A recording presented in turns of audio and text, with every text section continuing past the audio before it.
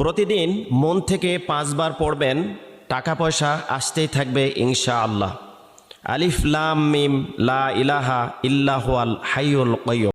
প্রতিদিন মন থেকে 5 বার পড়বেন, টাকা পয়সা আসতেই থাকবে ইনশাআল্লাহ।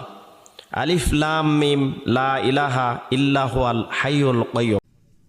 এই ওজিফা আপনি যে কোনো সময় যে কোনো দিন করতে পারবেন, তবে ওজিফাটি করার জন্য আগে অজু করবেন। আর ওজিফাটি করার জন্য এমন জায়গায় বসবেন যেখানে আপনার একাগ্রতা বেশি আসবে।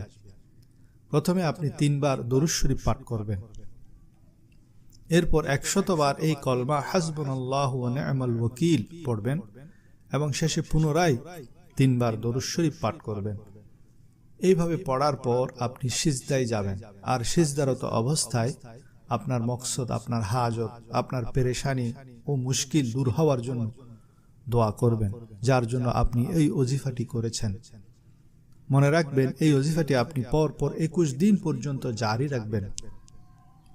যত বেশি ইয়াকিন ও আল্লাহর উপর ভরসা করে এই ওজিফা করবেন, তত তাড়াতাড়ি আপনার ফলাফল সামনে আসবে।